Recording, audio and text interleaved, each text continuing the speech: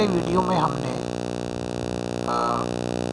पृथ्वी का भूगर्भिक इतिहास के बारे में, अर्थात पृथ्वी का जो भूगर्भिक समय सारणी है उसके बारे में अध्ययन किया था। आज हम इस वीडियो में महाद्वीप और महासागरों की जो उत्पत्ति हुई है उसके बारे में जो अलग अलग विचार हैं उसके बारे में चर्चा करेंगे।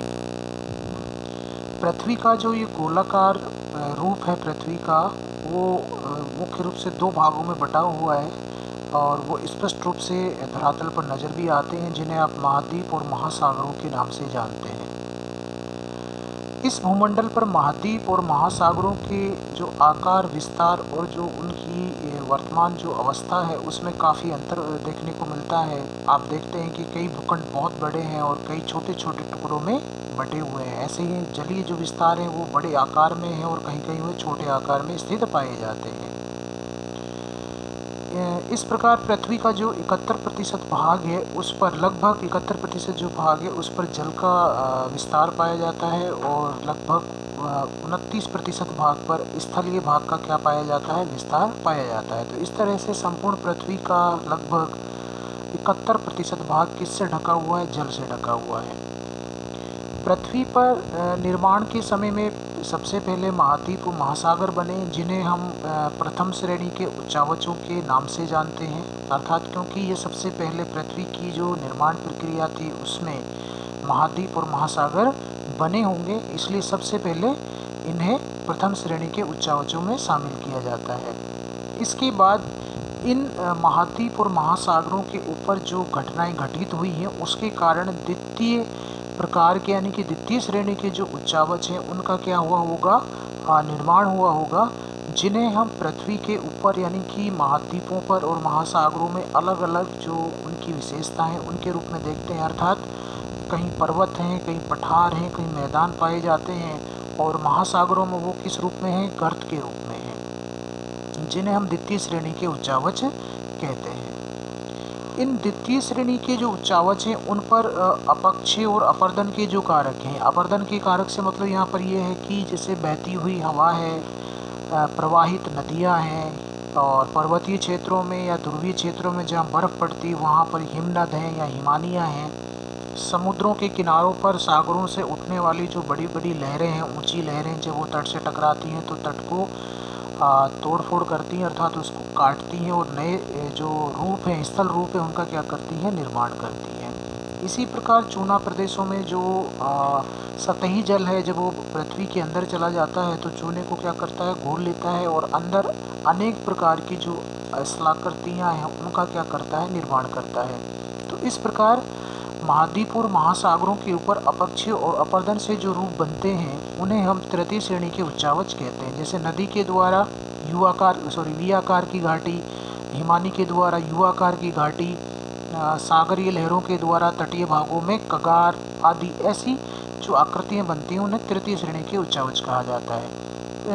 इन पृथ्वी के ऊपर इन महाद्वीप और महासागरों की कुछ विशेषताएँ हैं। जैसे भूमंडल के 71% भाग पर जल है और 29% भाग पर स्थल का विस्तार है।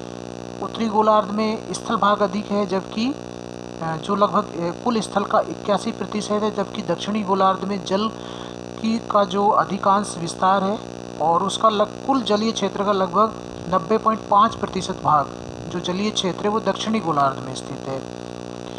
इसलिए उत्तरी गोलार्ध को स्थलीय गोलार्ध और दक्षिणी गोलार्ध को स्थलीय गोलार्ध को ही कहा जाता है। तो इसमें थोड़ा सा संशोधन है, उत्तरी गोलार्ध को स्थलीय गोलार्ध और दक्षिणी गोलार्ध को जलीय गोलार्ध भी कहते हैं। सभी महाद्वीप लगभग त्रिभुजाकार है। ऐसा हम जब देखते हैं उनके ऊपर दृष्टि डालते हैं तो उनकी स्थिति कैसी है, त्रिभुजाकार है, जिनका आधार उत्तर में और शीर्ष दक्षिण में स्थित है। जबकि महासागर भी त्रिभुजाकार स्थिति में, वो महाद्वीपों के जस्ट कैसे हैं, अपोजिट है, अर्थात उनके जो आधार हैं वो दक्षिण में है और शीर्ष कहाँ है, उत्तर की ओर है। उत्तरी गोलार्ध में स्थल और दक्षिणी गोलार्ध में जल की क्या है, प्रधानता है। उत्तरी ध्रुव के चारों ओर जलीय भाग के रूप में आर्कटिक सागर का विस्तार देखने को मिलता है, जबकि दक्षिणी ध्रुव के चारों ओर अंटार्कटिका महाद्वीप का विस्तार देखने को मिलता है। तो इस प्रकार संपूर्ण पृथ्वी के ऊपर कुछ ना कुछ ऐसे जो दृश्य हैं वो देखने को मिलते हैं जो एक दूसरे के क्या है, विपरीत हैं। महाद्वीपों का लगभग 71% भाग 1000 मीटर से कम ऊंचा है, जबकि जो महासागर हैं उनका 3/4 भाग यानी कि लगभग 75% भाग वो 3000 से 6000 मीटर से भी क्या है, अधिक गहरे हैं। स्थलीय भाग पर जो अधिकतम ऊंचाई देखने को मिलती है वो माउंट एवरेस्ट की 8848 मीटर है, जबकि महासागरों में जो अधिकतम गहराई है वो प्रशांत महासागर में मैरियाना ट्रेंच जो फिलीपींस के निकट, फिलीपींस जो द्वीप समूह उसके निकट है, उसकी जो गहराई है वो लगभग 11065 मीटर है। तो इन अंतरों से हम ये अनुमान लगा सकते हैं कि इस तरह की जो रचनाएं बनी हैं उनके पीछे कोई ना कोई इतिहास रहा होगा, उन घटनाओं के पीछे कोई ना कोई शक्ति विशेष रूप से क्या किया होगा, कार्य किया होगा, जिससे इन स्वरूपों का क्या हुआ, निर्माण हुआ है। आगे हम देखते हैं कि महाद्वीपों की जो रचना है वो ग्रेनाइट चट्टानों से हुई, जिनका घनत्व क्या है, जो बेसाल्ट चट्टान है उनसे कम पाया जाता है, जबकि महासागरों की जो तली है वो सघन बेसाल्ट से निर्मित है और जिनका घनत्व महाद्वीपों की चट्टानों से क्या है, अधिक है। तो ये जो अंतर पाया जाता है उसका मुख्य कारण यही है कि भूगर्भ से निकलने वाला लावा सबसे पहले सतह पर प्रकट हुआ होगा और वो ठंडी होकर किस रूप में बनी होंगी, ग्रेनाइट चट्टानों के रूप में बनी होंगी, लेकिन आंतरिक भाग में जो तापमान अधिक पाया जाता है उसके कारण चट्टानें पिघलती हैं और निरंतर महासागरीय जो तली है उसके नीचे नई क्रस्ट का क्या करती है, निर्माण करती है, जिससे उनकी रचना किससे हुई मानी जाती है, नवीन बेसाल्ट से मानी जाती है, जिसका घनत्व ऊपरी जो चट्टानें हैं यानी कि जो महाद्वीप की चट्टानें हैं उनसे क्या है, अधिक ज़्यादा है। महाद्वीपों की मोटाई अधिक है जबकि महासागरों की जो तली की मोटाई है वो क्या है, महाद्वीपों की तुलना में कम है। इसका मतलब है कि वो अधिक घनत्व से बनी हुई है। इसी प्रकार जो विभिन्न प्रकार के हमारे स्थल स्वरूप पाए जाते हैं, जैसे महासागरों की तली में भी महाद्वीपों की भांति पर्वत श्रेणियाँ, पठार, मैदान, ढाल, कंदराएं, ज्वालामुखी गर्त आदि पाए जाते हैं। तो ये सारे की सारी विशेषताएं महाद्वीपों और महासागरों दोनों में पाई जाती हैं।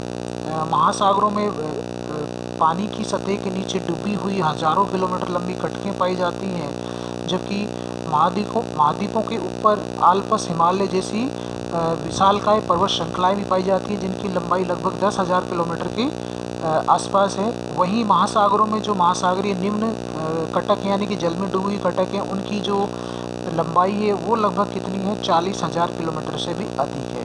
तो दोनों ही जो स्वरूप है महाद्वीप और महासागर उनके उच्चावचों में इस तरह के अंतर देखने को मिलते हैं, अर्थात पर्वत, पठार, मैदान, ढाल, कंदराएं, गर्त आदि ये सारी विशेषताएं जलीय और स्थलीय भाग में देखने को मिलती हैं। उसी प्रकार जैसे महाद्वीप और महासागरों में खनिज और जो विभिन्न प्रकार के संसाधन पाए जाते हैं वो भी दोनों अंतर देखने को मिलता है। वर्तमान जो सर्वेक्षण हुए उनमें ये बात स्पष्ट हुई है कि महासागरों में महाद्वीपों से अधिक खनिज संसाधन भरे पड़े हैं।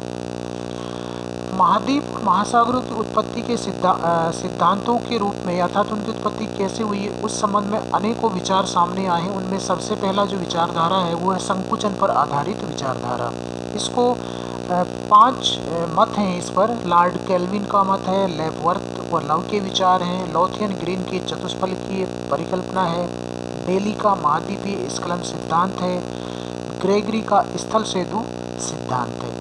तो इन सभी विद्वानों ने अपने अपनी जो परिकल्पना है उसके आधार पर महाद्वीप और महासागरों की उत्पत्ति के संबंध में अपने विचार किए हैं और अपने विचारों के समर्थन में इन्होंने कुछ प्रमाण देते हुए अपना जो परिकल्पना है उसको सही ठहराने का प्रयास भी किया है।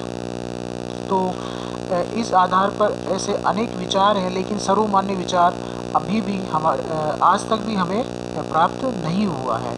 दूसरा जो नवीनतम जो विचार है वो है महाद्वीपीय विस्थापन पर आधारित सिद्धांत। इसमें अनेकों विद्वानों ने अपने जो विचार हैं महाद्वीप और महासागरों की उत्पत्ति से संबंधित उस पर विस्तार से प्रकाश डाला है और उसके संबंध में प्रमाण भी दिए हैं। जैसे स्नाइडर के विचार हैं, ग्रिफिथ टेलर का सिद्धांत है और इसमें सबसे जो महत्वपूर्ण जो सिद्धांत है वैगनर का महाद्वीपीय विस्थापन सिद्धांत। इन्होंने बड़े पैमाने पर पृथ्वी के अलग अलग भागों का अध्ययन करने के बाद और विभिन्न प्रकार की जो जलवायु हैं, स्थलाकृतियाँ हैं, चट्टानें हैं, चट्टानों में पाए जाने वाले जो खनिज हैं, इन सब का अध्ययन करने के बाद अपने सिद्धांत को प्रतिपादित किया था, और जिसने काफ़ी हद तक जो महाद्वीप वर्तमान व्यवस्था पाई जाती है उसको सुलझाने का प्रयास किया है।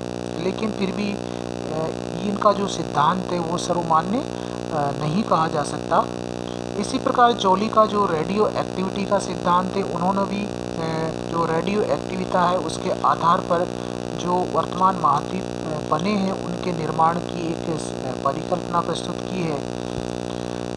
इसी कड़ी में आगे होम्स ने भी महाद्वीपों और महासागरों की जो उत्पत्ति है उसकी गुत्थी को सुलझाने का प्रयास किया है, और उन्होंने संबंध धारा सिद्धांत के माध्यम से महाद्वीप और महासागरों के निर्माण की जो अपनी परिकल्पना है वो प्रस्तुत की थी।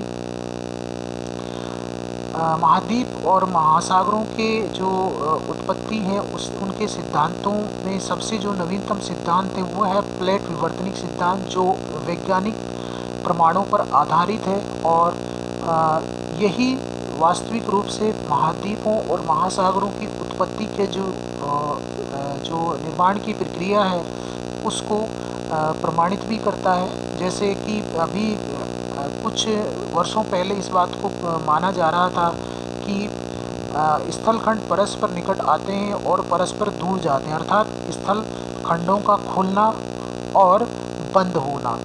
तो जब परस्पर स्थलखंड निकट आते हैं तो एक बड़े भूखंड का निर्माण करते हैं, और जब परस्पर ये भूखंड एक दूसरे से अलग हटते हैं तो इनके बीच के भाग खुलते हैं, और उनमें जल भरने से क्या होता है, जल संधि का निर्माण होता है, और धीरे धीरे जल संधि एक बड़ा रूप धारण करती है, जिससे सागर और महासागर में क्या हो जाती है, परिवर्तित हो जाती है। तो इस प्रकार जो प्लेट विवर्तनिक सिद्धांत है ये सबसे नवीन सिद्धांत है जो महाद्वीप और महासागरों की उत्पत्ति की व्याख्या करता है। बच्चों, आपके सिलेबस में जो मेंशन किया है वो है वैगनर का महाद्वीपीय विस्थापन सिद्धांत। प्लेट विवर्तनिक सिद्धांत को हम अलग से पढ़ेंगे, जो आगे एक अलग टॉपिक के रूप में है। तो हम इस वीडियो में वैगनर का जो महाद्वीपीय सिद्धांत है, विस्थापन सिद्धांत है, कि किस प्रकार जो हमारा स्थलखंड जो प्रारंभ में एक स्थल पिंड के रूप में था, संयुक्त भूखंड के रूप में था, वो किस प्रकार टूटा और किन शक्तियों के कारण उसका अलग अलग दिशाओं में विस्थापन हुआ। इसको हम अगले वीडियो में विस्तार पूर्वक पढ़ेंगे, यानी कि वैगनर का महाद्वीपीय सिद्धांत।